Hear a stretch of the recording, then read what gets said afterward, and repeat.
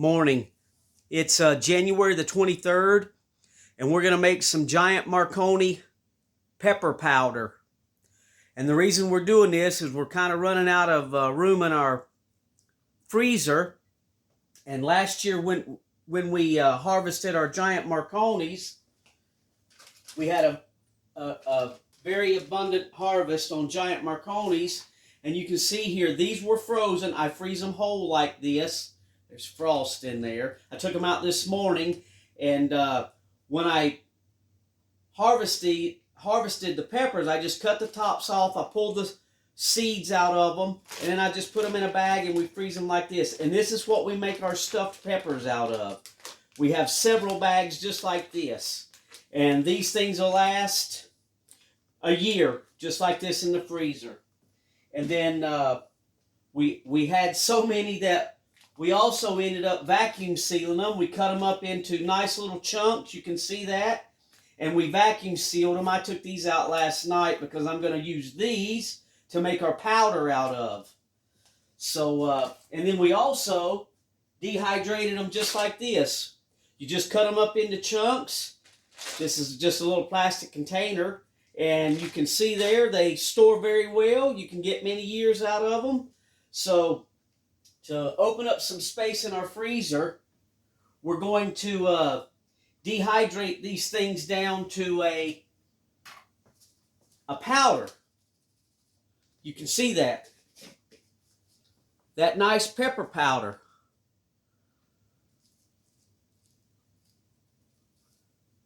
Actually, let me pour some out here. See how nice that looks. It's just like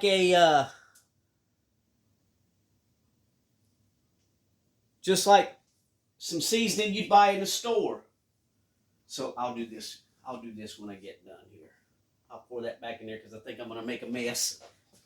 So how we go about getting it to a powder form is we'll take, if I can find my scissors,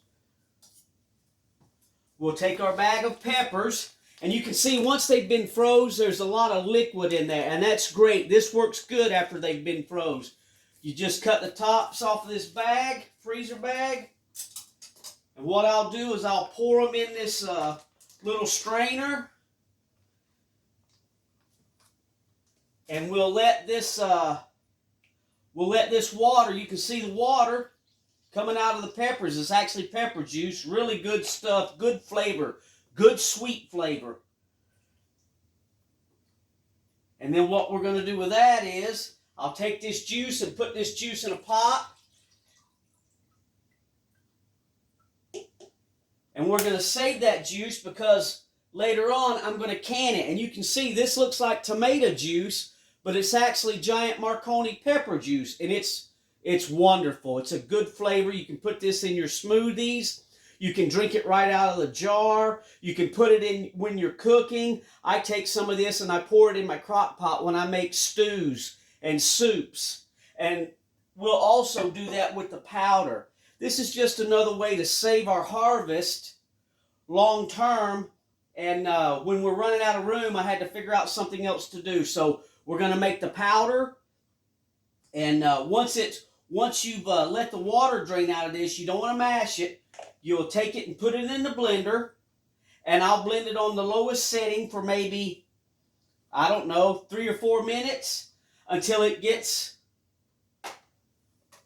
to a pureed consistency. It actually looks just like tomato paste. And then what we'll do is we'll pour this into another strainer. Or you can just use the same one. I'm using 2 because I'm trying to show you the process of what I do here. And we'll just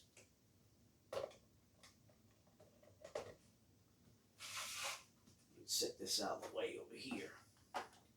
So then what I do with this, what I'm doing is trying to get most of the juice out of this stuff before it goes on my dehydrator trays. And if you got a dehydrator, you use these little trays. They're for like making fruit roll-ups and things like this. It's a nice little plastic tray. You lay it right down on your dehydrator tray. And then what I'll do is I'll just take my spatula here, and you can see the juice is still coming out of that. Get my arm out of the way.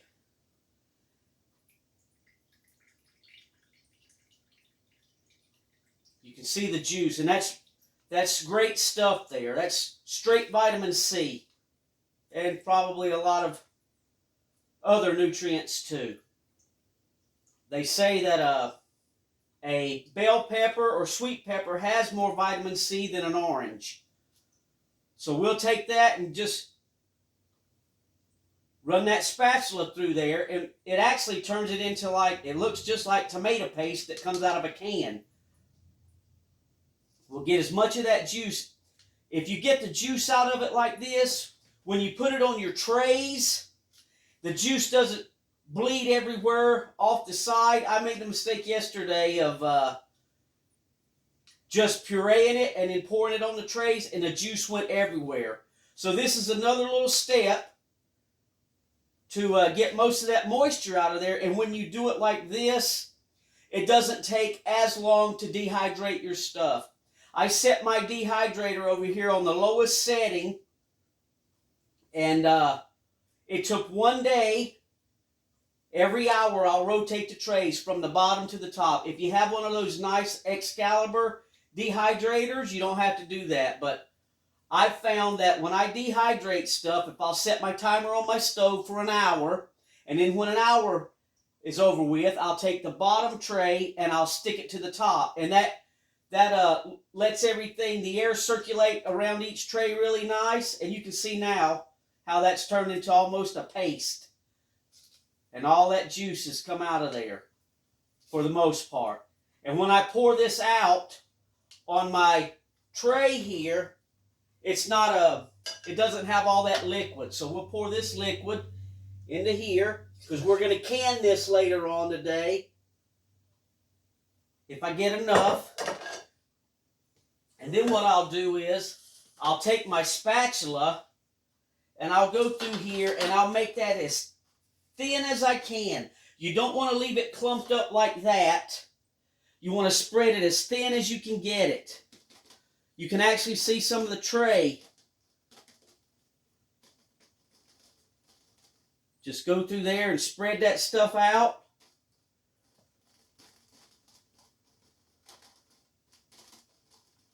And I try to get it as thin as I can get it.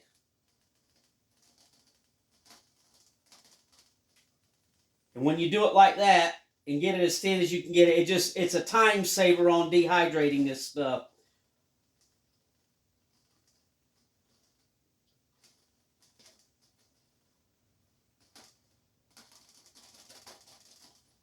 But there you go. Something like that. And then what you end up with is a tray like this that's real nice and spread around, real thin. You can about see some of the tray popping through, the white of the tray, and that will let this stuff dry up. On my lowest setting, our dehydrator, it will go up to 165 degrees, but I just set this thing on 95 degrees, put that in there, and then we'll take and I'll turn this on in just a minute. I'll set this over here and we can go ahead and get this drying up too for the next batch that I'm getting ready to do. And all I do is, like I say, after that liquid's out of there, pour your liquid off. You can drink it. I have so much we're going to can it. We'll just dump this in here. Oh, there's one for the cats. Get this up.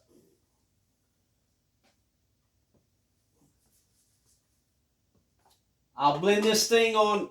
I just use the lowest setting. It purees it up really nice. So you can get it down to this. Spread it out on your trays real nice. After you puree it, you want to put it back in your little sieve or your little colander thing here and stir it around to get most of that juice out of there to where it's really dry like a paste. Spread it out really thin on your tray. And then you can dehydrate that overnight, rotating the trays. And this is what you end up with. A nice pepper powder. And then what I'll do is, I store these in peanut butter jars simply because if I put it in a mason jar and I drop it, I'll break the jar. This will take some abuse. Our shelf is about full back there, so this helps me to save from doing something, dropping it and breaking it. And then I'll put a moisture absorber in there, and that'll keep some of the moisture out of it. But there you go. Giant Marconi pepper powder.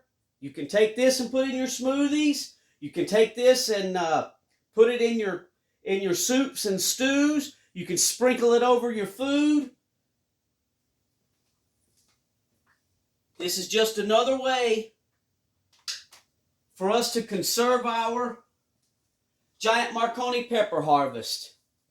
If you like the content on this channel, please give it a thumbs up, share the videos, like and subscribe. Thanks for watching.